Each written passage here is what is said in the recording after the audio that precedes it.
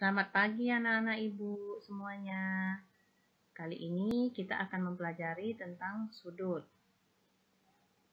Sudut yang pertama adalah mengenal sudut.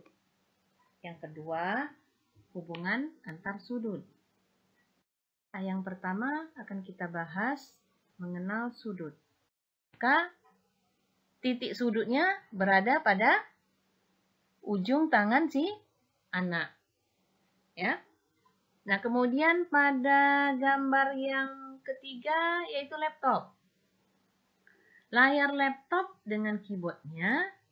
Nah, kamu lihat layar laptop itu garis sisi layarnya itu menunjukkan gambar sebuah garis. Kemudian sisi keyboardnya menunjukkan juga gambar sebuah garis. Titik sudutnya mana? Adalah antara dinding laptop ya dengan keyboardnya. Nah, di situ kita lihat ada sudut A.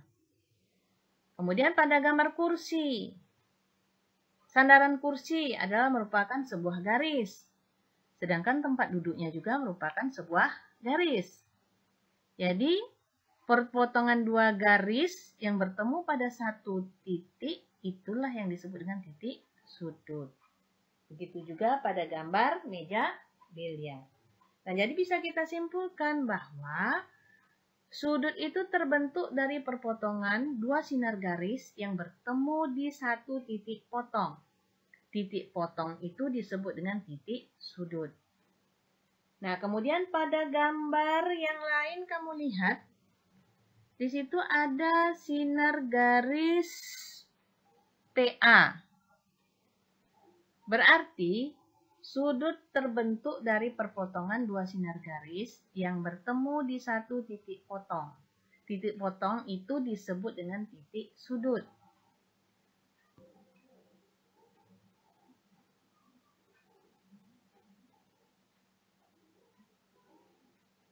Kemudian perhatikan pada gambar berikutnya ada sinar garis PA, kemudian sinar garis PB. Bertemu di satu titik sudut yaitu titik P. Jadi garis AP dan garis BP itu disebut dengan sinar garis. Kemudian kamu lihat sudut APB yang diberi nama sudut alfa itu menunjukkan besar sudutnya. Kemudian lagi nama sudut itu bisa kita beri namanya alfa, beta, gamma, dan lain sebagainya.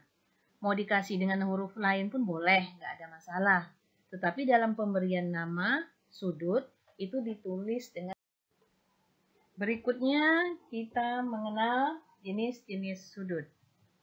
Yang pertama, pada gambar pertama kita sebut dengan sudut lancip. Kenapa disebut dengan sudut lancip?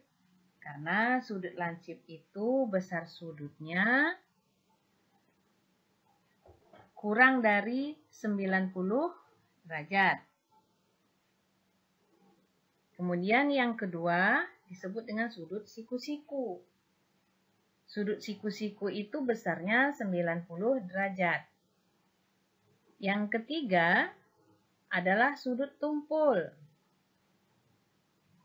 Besarnya lebih dari 90 derajat dan kurang dari 180 derajat. Yang keempat adalah sudut lurus. Nah, perhatikan sudut lurus. Besarnya 180 derajat. Dan yang kelima ada lagi disebut dengan sudut refleks. Ukurannya antara 180 derajat dan 360 derajat. Materi berikutnya adalah hubungan antar sudut. Gambar A adalah sudut berpelurus. Sudut berpelurus itu besarnya 180 derajat. Nah, sekarang kita lihat apa hubungannya antara satu dengan yang lain. Perhatikan sudut AOC yang disebut juga dengan sudut X derajat. Dengan sudut BOC yang disebut juga dengan sudut Y derajat. Jika sudut X derajat dan sudut Y derajat dijumlahkan, maka jumlahnya 180 derajat. Sehingga dia disebut dengan sudut berlurus. Kemudian gambar yang kedua atau gambar B, sudut berpenyiku. Sudut berpenyiku itu besarnya adalah 90 derajat. Perhatikan sudut AOC dan sudut BOC. Di mana sudut AOC yang berwarna merah disebut sudut X derajat dan sudut BOC yang berwarna biru disebut Y derajat.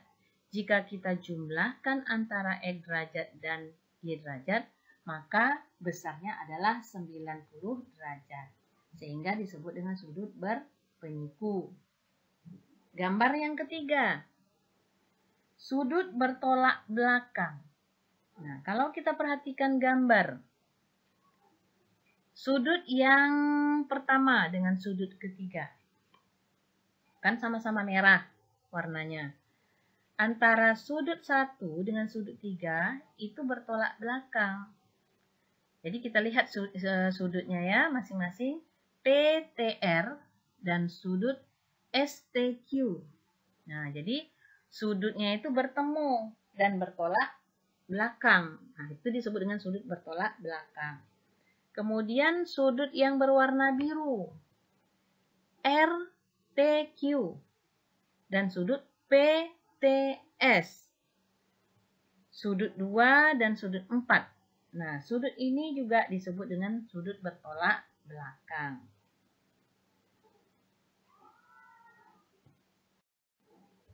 Demikianlah anak-anak Ibu yang bisa Ibu jelaskan kali ini. Pada pertemuan berikutnya, kita tinggal menghitung besar sudut. Terima kasih atas perhatiannya. Selamat belajar. Semoga berhasil dan sukses.